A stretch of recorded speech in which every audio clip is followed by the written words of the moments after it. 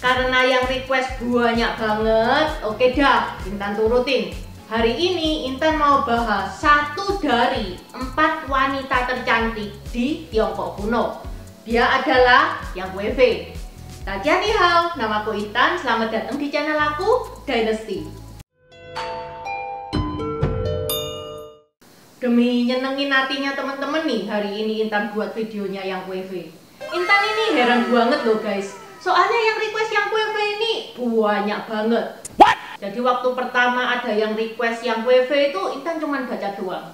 Soalnya terus terang Intan nggak seberapa tertarik sama kisahnya Yang Wei-Fei itu. Soalnya Yang Wei-Fei ini cuma cantik doang. Lah kalau cantik doang mah Intan juga cantik. Cuman nggak ada yang request kisahnya Intan. How could this happen to me? Apalagi Yang Wei-Fei ini cantiknya itu justru malah menjadi awal keruntuhan dinasti Tang. Kayaknya ya Yang Wei-Fei ini ngehit ini gara-gara filmnya ini dibintangi sama Fan Bingbing.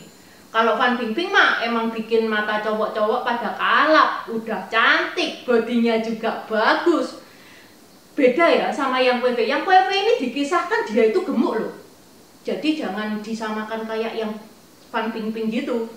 Malah menurut bukunya Kathleen Keller di Encyclopedia of Obesity, Yang Wei-Fei ini tergolong obesitas.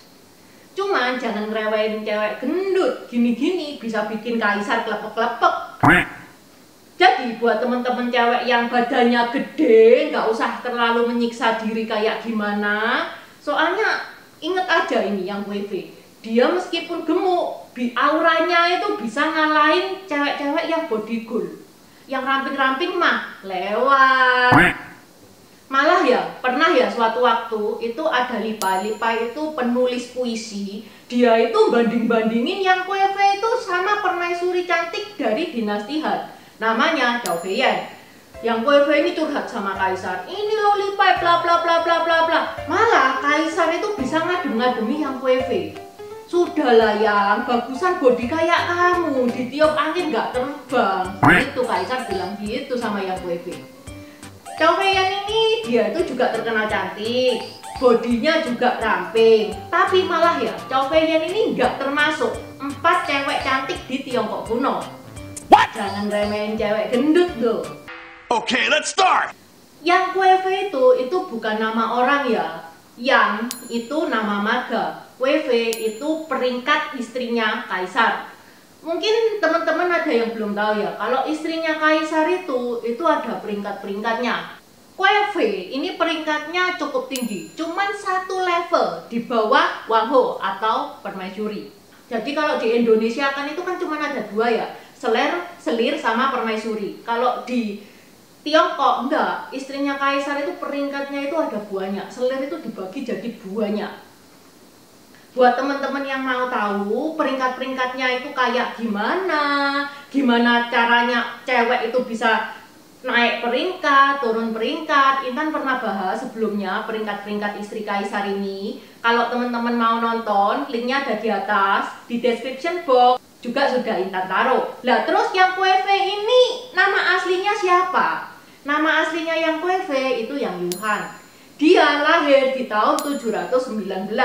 Saat usianya 14 tahun, tepatnya di tahun 733, dia itu masuk istana dan menikah dengan Limao atau Pangeran Shao. Setelah 6 tahun menjadi istri dari Pangeran Shao, Yuhan ini menarik perhatiannya Kaisar Xuanzong. Yang saat itu Kaisar Xuanzong itu lagi berduka karena ditinggal istri tercintanya, yaitu selir Wu. Kaisar Xuanzong itu aslinya itu juga sudah kepengen menghilangkan perasaan ini. Mosok sih aku jatuh cinta sama menantu sendiri, wes gak etis lah, gak etis. Kaisar berusaha menghilangkan perasaannya itu dengan cara dia itu mengaudisi wanita-wanita cantik di dinasti Tang. Tapi tidak berhasil guys, auranya Yang Yuhan ini terlalu gede. Dan kaisar ini sudah bucin banget sama Yang Yuhan ini. Kaisar Xuanzong mikir, Yuhan ini kalau langsung tak jadikan istri, ya nggak etis. Apa kata dunia? Makanya kaisar itu kemudian pakai taktik guys. Jadi kaisar itu nyuruh Yuan itu untuk jadi biarawati. Plus ngasih Pangeran Shao itu istri yang baru. Tahun 745, saat Yang Kuei-fei ini berusia 26 tahun, kaisar memberi gelar Yang Kuei-fei kepada Yang Yuan. Jadi Yang Yuan sudah resmi jadi miliknya kaisar. Kaisar ini bucin banget sama Yang Yuan ini. Sampai dia itu melalaikan tugas kenegaraan. Ya namanya aja pasangan kan ya. Dua kepribadian yang berbeda. Pasti juga meskipun dia kaisar pasti pernah bertengkar. Suatu hari Yang Yuan ini sama kaisar itu tengkar. Tengkarnya itu tengkar heboh. Kaisar itu sampai marah. Lalu ngusir Yang Yuan itu keluar. Bukan cuma Yang Yuan aja. Kakak sama adiknya Yang Yuan itu juga diusir dari istana. Habis ngusir Yang Yuan dari istana, kaisar itu ya hidupnya itu bagaikan hidup segan mati tak mau. Jadi dia itu murung terus, insomnia, makanan enak kerasa nggak enak. Kaulishi itu salah satu kasihnya kaisar yang sudah bertahun-tahun nemenin kaisar. Dia itu bisa menebak kalau sakitnya kaisar ini sakit karena cinta. Jadi Kaulishi itu minta izin sama kaisar. Kaisar, aku tak nemuin Yang Yuan ya, tak bawa ke sini orang itu. Sama kaisar disetujui. Kaulishi ini pergi menemui Yang Yuan atau Yang Kuei-fei. Yang Kuei-fei ini awalnya ya guys ya, dia itu nolak, dia jual mahal. Lalu Kaulishi ini nggak menyerah. Dia ngirim ratusan kereta berisi makanan, kain sutra, anggur, hingga akhirnya Yang Kuei-fei itu luluh dan dia kembali ke pelukannya kaisar. Yang Kuei-fei ini kan suka buah leci ya. Buah leci terbaik cuman ada di daerah selatan.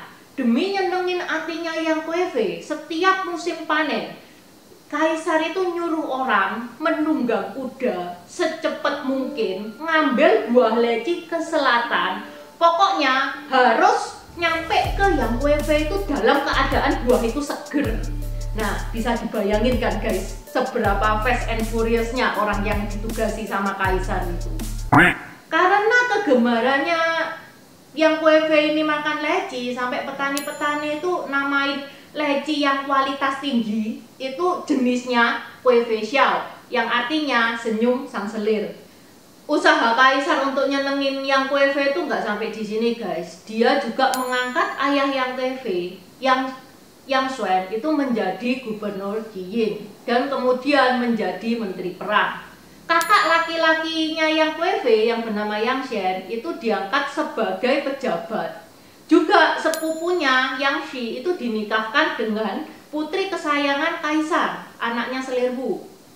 Dan diantara semua relasinya, sepupunya Yang Zhao itu pangkatnya paling tinggi, dikasih titel Yang Kaocong. Udah bisa dibayangin ya guys ya, seberapa ramenya istana kena keluarga yang ini.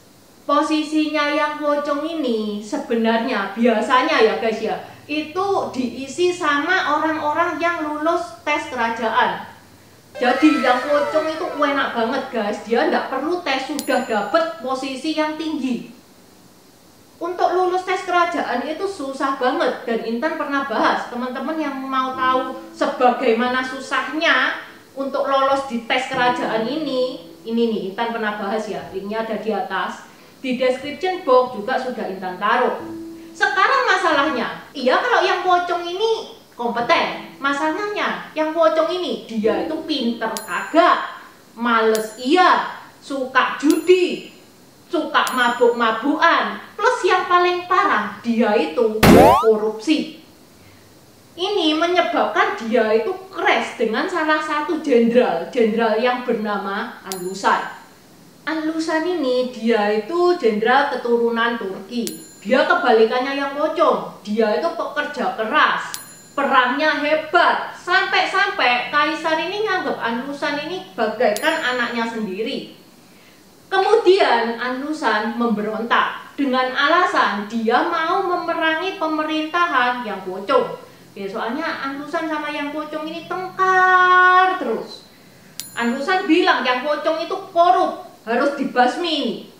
Pemberontakan Anlusan ini itu kuat banget guys, sampai dia berhasil merebut kota-kota vital di dinasti Tang. Buat teman-teman yang mau tahu detailnya, Intan pernah bahas pemberontakan Anlusan itu. Linknya ada di atas, di description box juga sudah Intan taruh. Lalu terdengar kabar bahwa Anlusan itu mau nyerang Chang'an yang merupakan ibu kota. Otomatis Kaisar dan keluarganya itu melarikan diri ke Sichuan. Saat mereka dalam perjalanan, tepatnya di desa Lereng Mawe, pasukannya itu menolak meneruskan perjalanan dan menuntut eksekusi mati untuk Yang Pocong dan Yang Weifei. Karena pasukannya itu menuduh mereka berdua itu biang masalah pemberontakannya Anlusan ini. Awalnya Kaisar ya nggak mau menuruti apa yang diinginkan sama orang-orang. Dia tuh kan cinta banget sama Yang Weifei. Nggak mau. Lalu ya setelah dimitingkan dan didiskusikan bersama petinggi-petingginya, akhirnya demi sebuah negara dia mengorbankan wanita tercintanya. Dia mengizinkan eksekusi mati untuk Yang Weifei. Gao Lishi itu mengantar Yang Weifei itu ke kuil Buddha. Di situ dia dikasih kain putih supaya Yang Weifei itu bisa gantung diri. Setelah meninggal, mayatnya Yang Weifei itu ditunjukkan sama pasukannya. Ini loh, Yang Weifei sudah tewas. Dan pasukannya akhirnya mau meneruskan perjalanan lagi.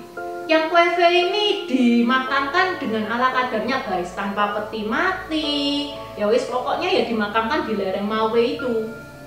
Begitu Yang Weifei ini meninggal, wah wes Kaisar itu stres banget, wes gak fokus sama pemerintahan, sampai akhirnya Kaisar itu ngasih tahta ke anaknya. Wes kamu aja lah yang mimpin, wes aku gak bisa mimpin ini. Kaisar Xuanzong kan jadi mantan kaisar ya.